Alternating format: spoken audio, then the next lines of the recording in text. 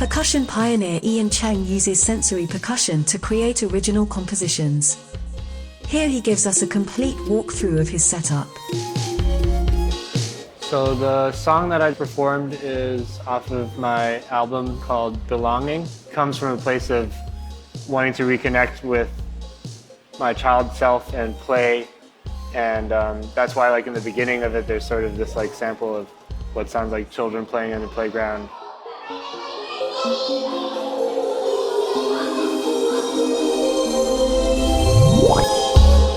Finding that space for myself within creativity and within music. Very much inspired by sensory percussion and using it in a variety of different ways to kind of create something that is a song that can be played on the drums. The production, the playing, and the writing kind of all happen simultaneously, which is one thing that I really love about working with sensory percussion, is you can get into this space where the boundaries between those things kind of melt away a little bit. Ian uses sensory percussion to load custom sounds and samples he can incorporate while performing and composing. There are a bunch of different sounds happening in this song. The snare has a layer of a buzz roll layered in with the hit, so it kind of has this gushy sound that I really like. On the snare head, I've got a ride sample that's sort of the bass sort of timekeeper, and then there's a gong sample layered on top of that that is filtering constantly, but depending on where I hit the drum.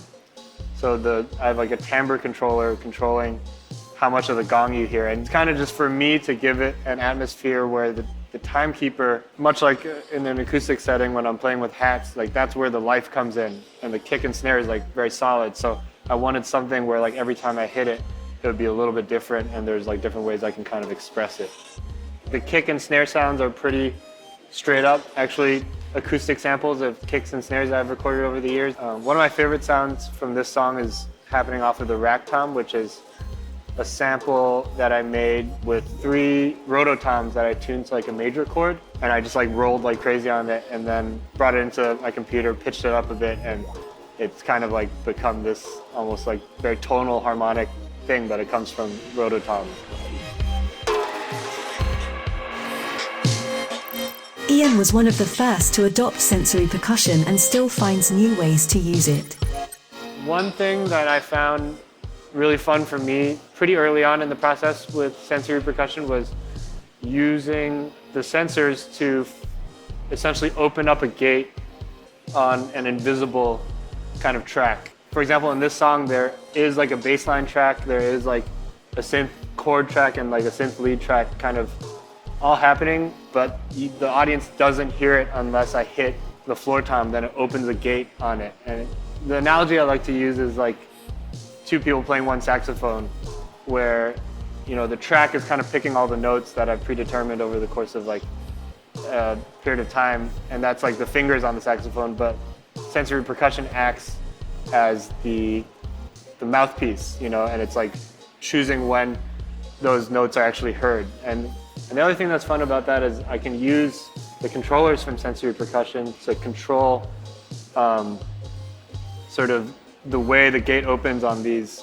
tracks in the DAW. And what I mean by that is I can, for example, set velocity to control the release on it, which is happening in this song. And that creates a lot of variation in terms of how the sort of fluty synth sounds are expressed, because the softer I hit it, the shorter the gate opens, and the harder I hit it, the longer it opens. And I also have a controller controlling the filter on it just lightly, so that if I hit it in the center, it's a little bit more warm and muffled, and towards the edge, it's a little bit more open and alive. And the flute synth being kind of expressed using sidechain gating. The other drum that's doing that is the kick drum. And it's fun to play the kick, and every time that it opens up a note, I spend so much of my life playing with bass players and trying to lock in, which is obviously something I love and will do forever. But it's also fun to have a situation where anytime I hit the kick, the bass note will follow it, so I can create whatever kick pattern I want in the moment, and it'll kind of be followed.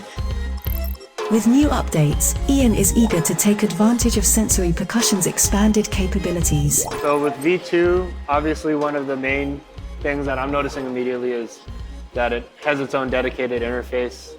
That's a huge plus.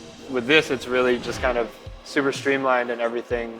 I think the sensors, I'm noticing a greater level of sensitivity, which is great. They're also, I think, built better, and like kind of the way they clamp onto the heads, there's a lot more consideration for any different type of head situation. One of the main things that I'm loving about it is that there's a lot more flexibility for routing of audio and for kind of like setting up sends and having effects set up in a lot more flexible way that it would be flexible in a DAW. So that kind of makes a lot of sort of things that weren't possible in terms of getting really specific with the sound and getting it to sound like a totally produced piece coming off the kit more possible and easier to work with. And I would say that V2 is also just very beautiful.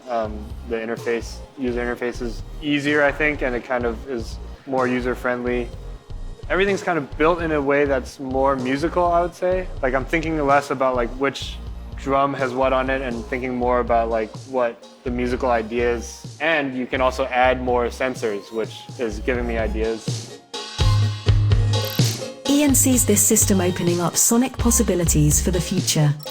I definitely see myself kind of expanding with maybe one other drum, at least to start, and then being able to have an expression controller, using that to kind of control features within sensory, effects and knobs and things like that with my left foot.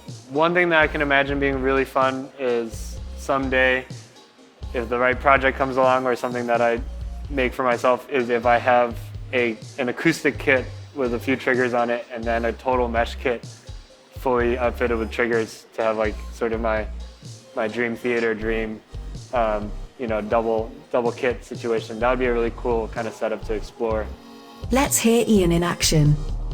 Now playing Sonic Universe 1C735, made with sensory percussion from Evans & Son House.